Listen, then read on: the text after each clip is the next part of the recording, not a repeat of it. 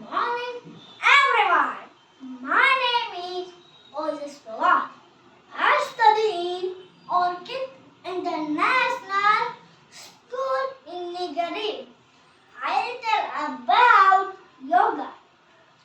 21st June has celebrated an International Yoga Day. Yoga is nice for your health.